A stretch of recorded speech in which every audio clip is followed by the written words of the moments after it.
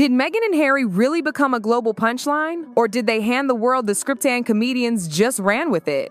Because when Trevor Noah weighed in, this wasn't just another late-night roast. It felt surgical, insightful, and devastatingly honest. He didn't throw shade. He lit a bonfire. Quick pause if you're into stories that peel back the polished PR layers of the rich and royal. Hit that subscribe button. You won't regret it. Now, what Trevor Noah did was different. He didn't just make jokes, she diagnosed the problem. From his sharp global perspective, he exposed what so many were dancing around, the royal hypocrisy that made Harry and Meghan easy prey. Not because they were unpopular, but because their contradictions were impossible to ignore. Noah's genius? He didn't just talk about race, he deconstructed how others talked about race. The microaggressions, the coded headlines, the unspoken tension, and he did it with clarity no other host dared to touch. But then, he flipped the script.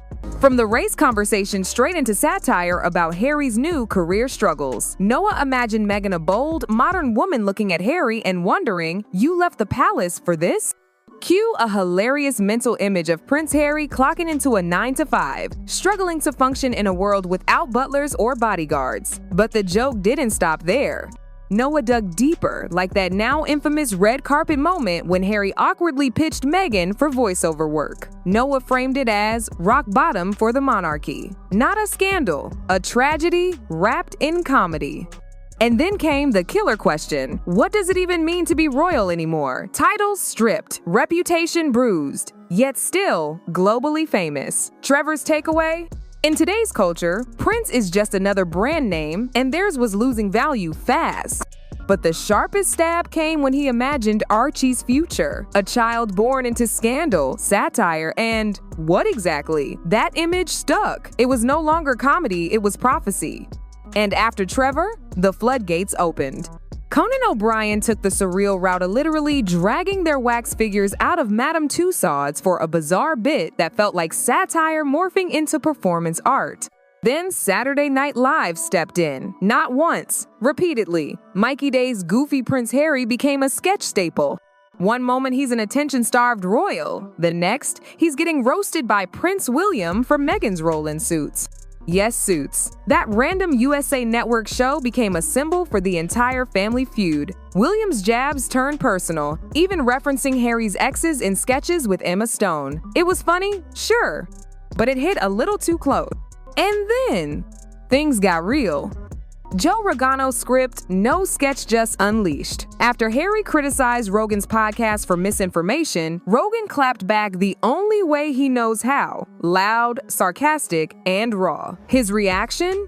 Not anger, confusion. Wait, Prince Harry knows who I am?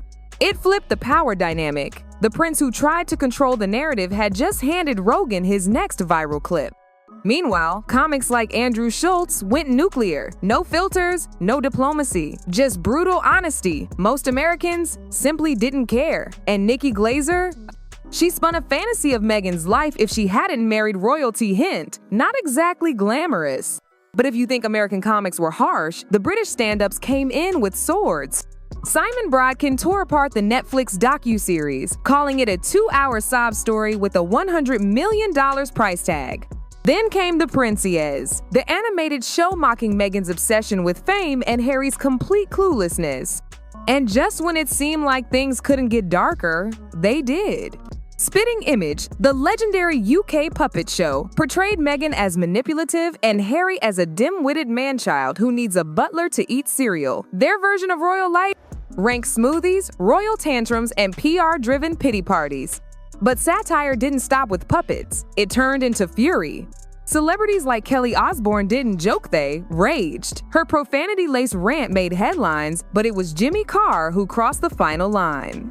Carr made a joke so controversial, it sparked a firestorm. He referenced the line of succession and touched on that scandal, the one involving a certain prince and an island no one wants to remember. It was brutal, tasteless, and it lit up the internet. At this point, the Sussexes weren't just characters in sketches, they had become cultural content for everyone else. Even a small moment from Meghan's Netflix series correcting Mindy Kaling for calling her Meghan Markle turned into meme gold. Amy Schumer caught the moment and delivered a quiet, savage jab. Why do we say Duchess Meghan but still call Kate Middleton? The answer? Because one of them keeps reminding us. That clip exploded online. Parodies flooded in. Creators mocked Meghan's obsession with her title, her friendships with A-listers, even her avocado toast. It wasn't hate, it was performance. And it was everywhere. So now, we reach the question that really matters. Can you sell your life and ask for privacy? Can you live in luxury and lecture people on struggle? Can you fly private and preach climate? Their biggest flaw wasn't PR, was design. Their entire post-royal brand was built on contradictions, and once comedians spotted the cracks, the whole thing shattered. Trevor Noah didn't mock them to be mean, he did it because the truth was sitting right there, begging to be exposed. The punchlines weren't cruelty, they were clarity. And once the world sees you as a joke, every serious moment becomes just another setup. So now, with Oprah, Netflix, and Spare all spent, what's next? Is there even a path forward? Or are Meghan and Harry forever locked into roles they never meant to audition for? That's the real story. And it's the one punchline they can't control.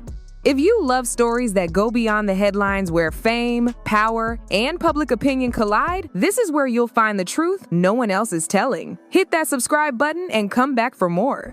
We dig deeper, we ask harder questions, and we never just take the PR version. Because on Anna Talks, we don't just follow the drama, unravel it,